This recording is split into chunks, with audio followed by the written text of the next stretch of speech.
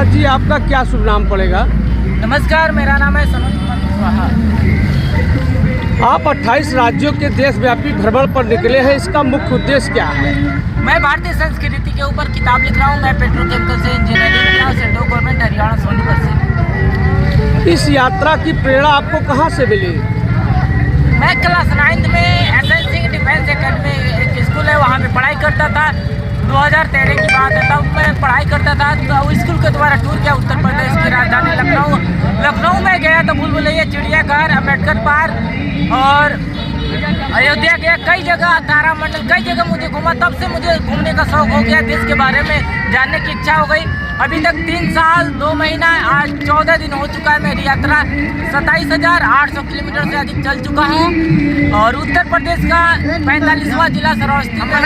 अब तक आप किन किन राज्यों का भ्रमण कर चुके हैं? मेरी और यात्रा क्या अनुभव लिया आपने?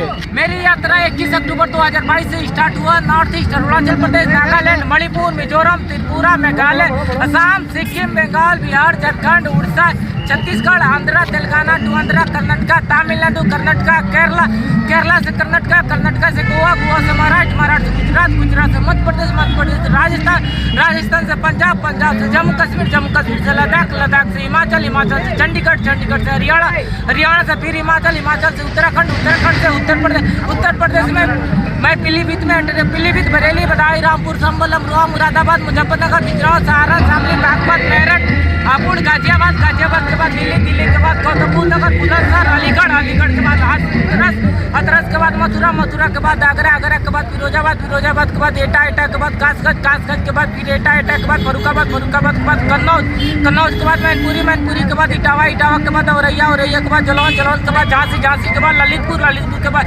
टीकमगढ़ के बाद छतरपुर के बाद महोबा के बाद हमीरपुर के बाद मैं कानपुर नगर, फिर कानपुर देहात, फिर कानपुर नगर के बाद उन्नाव के बाद लखनऊ के बाद हरदोई के बाद शाहजहांपुर के बाद सीतापुर के बाद लखीमपुर खेरी से मैं बहराइच से श्रावस्ती में हूँ। अभी 31 जिला बच रहा है मुझे। महाराज जी, आज का युवा किन सबसे बड़ी चुनौतियों से जूझ रहा है और आप क्या युवाओं को संदेश देना चाहेंगे? मैं युवाओं से यही कहना चाहता हूँ, ज़्यादा से ज़्यादा पढ़ाई लिखाई करना चाहिए, एक दूसरे को सम्मान करना चाहिए।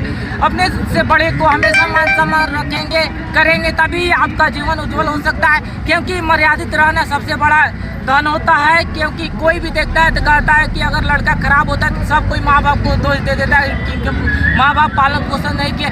क्योंकि माँ बाप का हमेशा सही देख रेख करते हैं, लेकिन बच्चे भटक जाते हैं। अपने कल्चर को भी बचा के रखना चाहिए और हमेशा पढ़ाई पे ज़्यादा फोकस करना